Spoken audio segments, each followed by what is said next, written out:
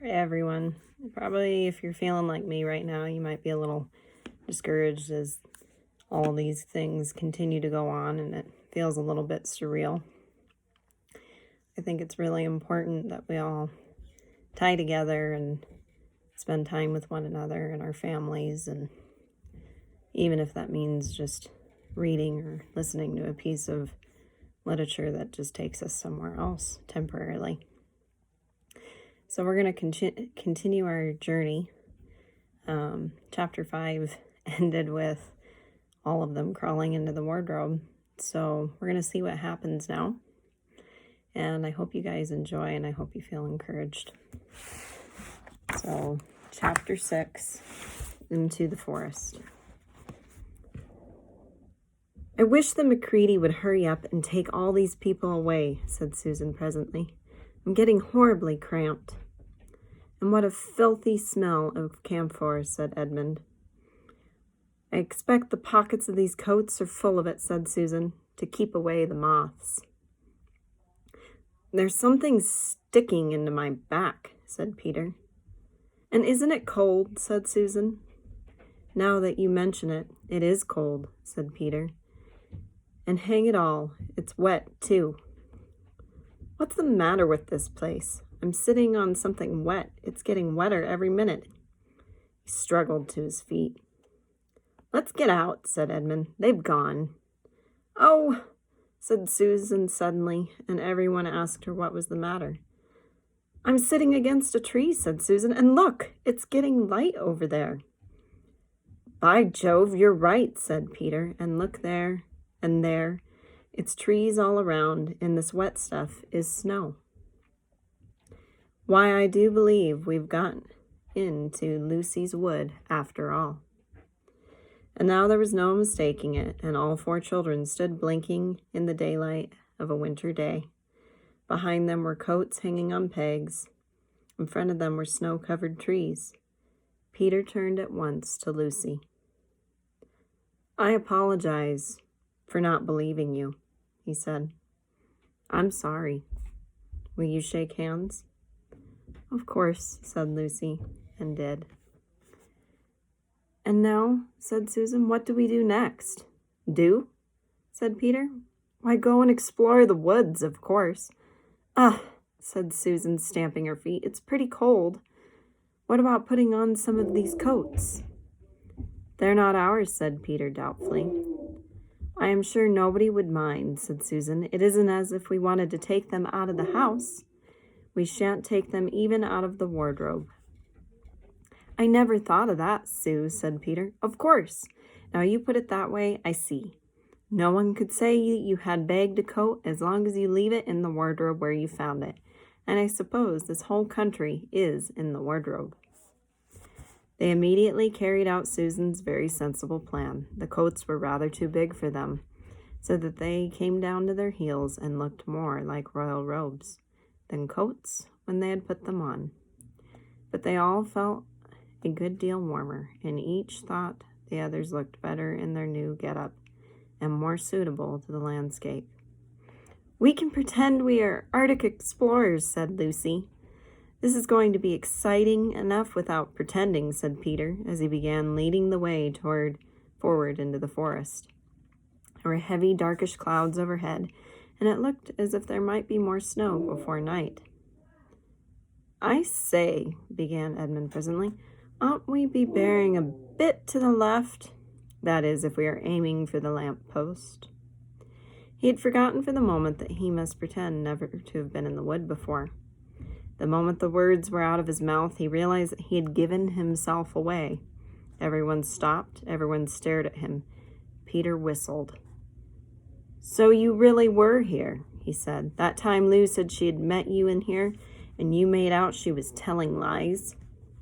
There was a dead silence. "Well, all of the poisonous little beasts," said Peter, and shrugged his shoulders and said no more. There seemed indeed no more to say, and presently the 4 resumed their journey.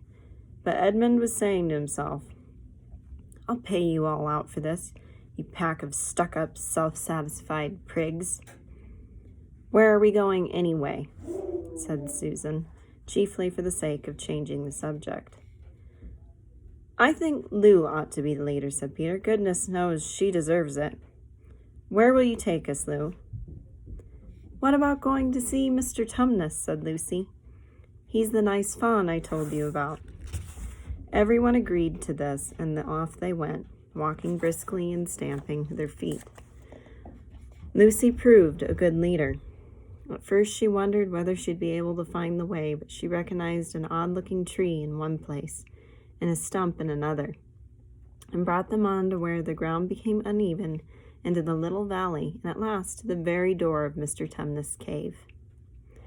But there a terrible surprise awaited them. The door had been wrenched off its hinges and broken to bits. Inside the cave was dark and cold, and had the damp feel and smell of a place that had not been lived in for several days.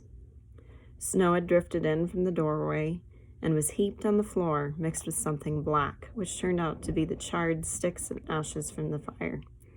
Someone had apparently flung it about the room and then stamped it out. The crockery lay smashed on the floor, and the picture of the fawn's father had been slashed into shreds with a knife. This is a pretty good washout, said Edmund. Not much good coming here. What is this? Said Peter, stooping down. He had just noticed a piece of paper which had been nailed through the carpet to the floor. Is there anything written on it? Asked Susan. Yes, I think there is, answered Peter, but I can't read it in this light. Let's go out into the open air. They all went out in the daylight and crowded around Peter as he read out the following words. The former occupant of these premises, the Fawn Tumnus, is under arrest and awaiting his trial on charge of high treason against Her Imperial Majesty Jadis, Queen of Narnia, Shelaton of Cair Paravel, Empress of the Lone Islands, etc. Also of comforting her said Majesty's enemies, harboring spies, and fraternizing with humans. Signed Mogrim, Captain of the Secret Police. Long live the Queen. The children stared at each other. I don't know that I'm going to like this place after all, said Susan. Who is this Queen, Lou? Said Peter. Do you know anything about her? She isn't a real queen at all, answered Lucy. She's a horrible witch, the White Witch. Everyone, all the wood people hate her. She has made an enchantment over the whole country so that it is always winter here and never Christmas. I wonder if there's any point going on, said Susan. I mean, it doesn't seem particularly safe here, and it looks as if it won't be much fun either. And it's getting colder every minute, and we've brought nothing to eat. What about just going home? Oh, but we can't, said Lucy suddenly. Don't you see? We can't just go home, not after this. It is all on my account that the poor fawn has got into trouble. He hid me from the witch and showed me the way back. That's what it means by comforting the Queen's enemies and fraternizing with humans. We simply must try to rescue him. A lot we could do, said Edmund, when we haven't even got anything to eat. Shut up, you, said Peter, who was still very angry with Edmund. What do you think, Susan? I have a horrid feeling that Lou is right, said Susan. I don't want to go a step further, and I wish we had never come. But I think we must try to do something for Mr. whatever his name is, the fawn.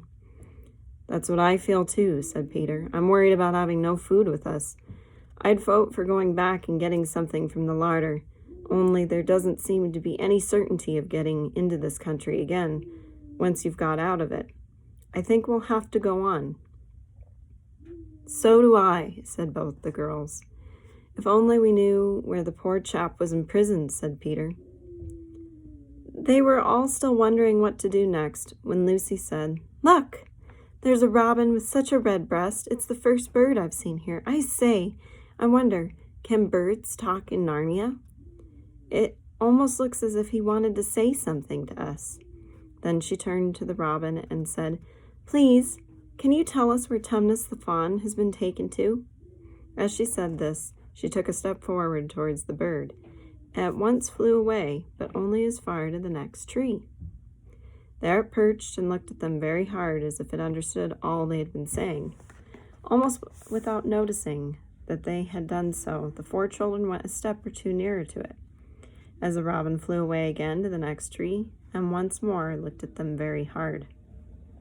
You couldn't have found a robin with a redder chest or a brighter eye. "Do you know," said Lucy, "I really believe he means us to follow him." "I have an idea he does," said Susan. "What do you think, Peter?" "Well, we might as well try it," answered Peter. The robin appeared to understand the matter thoroughly. It kept going from tree to tree, always a few yards ahead of them, but always so near that they could easily follow it. In this way it led them on, slightly downhill. Wherever the robin alighted, a little shower of snow would fall off the branch. Presently the clouds parted overhead, and the winter sun came out, and the snow all around them grew dazzlingly bright. They had been traveling in this way for about half an hour with the 2 girls in front, when Edmund said to Peter, "If you're not still too high and mighty to talk to me, I've something to say which you'd better listen to." "What is it?" asked Peter.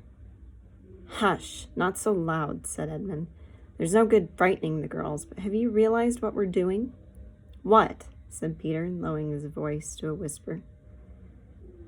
"We're following a guide we know nothing about. How do we know which side that bird is on? Why shouldn't he be leading us into a trap?" "That's a nasty idea. Still a robin, you know. They're good birds in all the stories I've heard. I'm sure a robin wouldn't be on the wrong side." "If it comes to that, which is the right side? How do we know that the fawns are in the right and the queen, yes, I know, we've been told she's a witch, is in the wrong? We don't really know anything about either."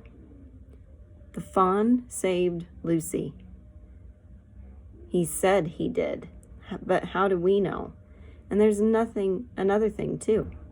Has anyone the least idea of the way home from here?" "Great Scott," said Peter, "I hadn't thought of that." "And no chance of dinner either," said Edmund. So that concludes chapter 6. I hope to find you all healthy and well, and I hope this gives some encouragement and some light in your day. Thank you.